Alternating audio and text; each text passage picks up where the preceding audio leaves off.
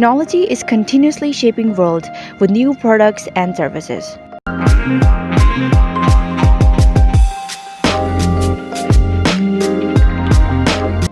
Gradual innovations, inventions, discoveries, and diffusion in almost all sectors have revealed new horizons.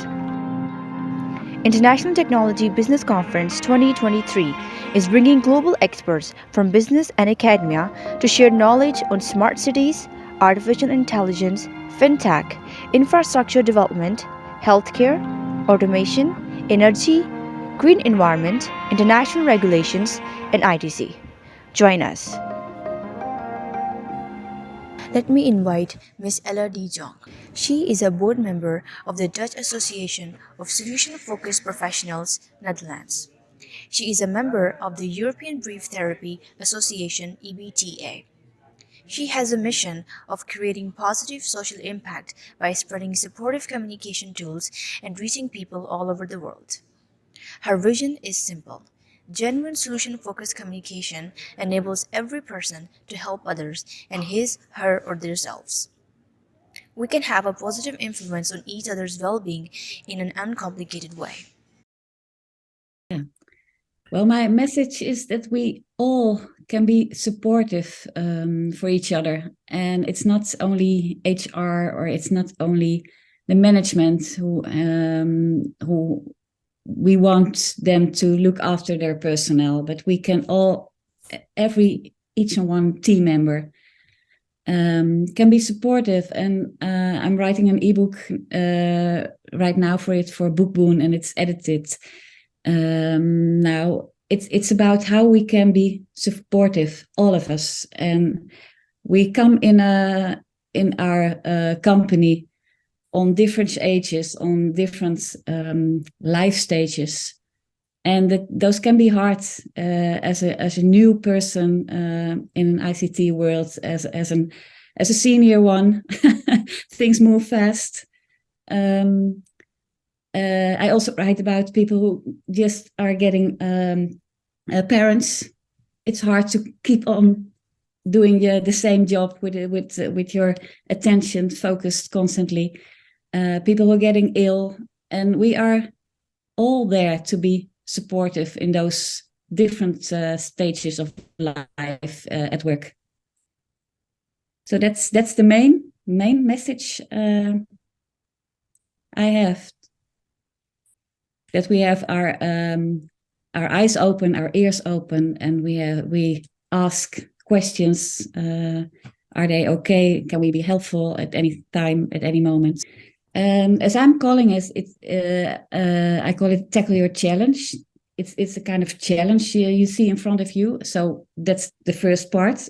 Look at it from a small different side, and then when you want to ask someone how they are doing, because you know they're struggling, you could for the first time at start ask, suppose this problem wouldn't be there anymore, suppose this challenge is solved in any way you would want to, just think about in any way you would love. Starting to talk about that, even though when it's not really possible, it makes people getting energy. And when you have energy, and you most times you see it physically, when you get energy, you have more options to think about. And when you're only thinking about this problem, this can't be solved, and let's try this again, it's harder to think about various options. So this is a really important one to talk about. How would it be without this problem, or with this problem solved?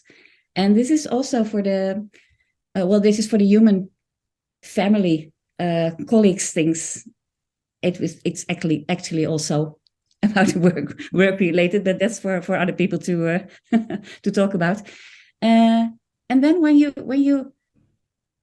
talk with them, when you listen to them, and you say, how would that show in 1 day, or in 2 days, or in 3 months? Just keep on talking about how would it be when its problem is solved, or without this problem. And when you add some lightness in it, some humor, at the perfect timing, with the perfect words, with the perfect tone of voice. People know that they sense that you're serious listening to them, because at the very first you have acknowledged their problem. They are worried, they are struggling, and so they know you have acknowledged that, and they are okay to have said it to you. And then you talked about how wonderful it would be when it was over, and then you add some humor in it, some lightness, and that also brings people more open to all kind of different sides to look at their problems. So that are a few very, very basic steps. And actually, when people talk about it, they hear themselves saying things that are already somewhat better than what they are thinking right now. So they suddenly notice, oh, I have been more patient last week, or I have done something different to keep my mind off this problem. And so when you talk about that, they want to share that. When you want to talk, did you manage one time to be in time at home or at work? How did you do that? They feel stronger, and they think, well, I am able to fix any problem with small steps. There is something in me I can manage. And then you're together. You're very happy with it. You're celebrating it, and well, okay. How do we celebrate that, big or small, whatever?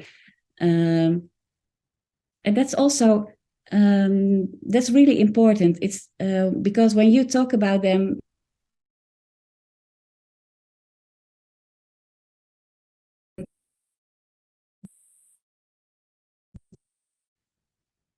and then there's a second person. They have to believe it's going to be a little bit okay, more okay. And there's someone I'm talking to is also thinking, I will manage to keep my temper, or whatever, or trying to learn this new stuff at work. It's going, yes, I'm going to get it and to understand it. I will manage step by step. So that's that's an important step also, because people feel it when you say, well, think about it. How are we going to celebrate it? How are you going to celebrate it at work or at home? That's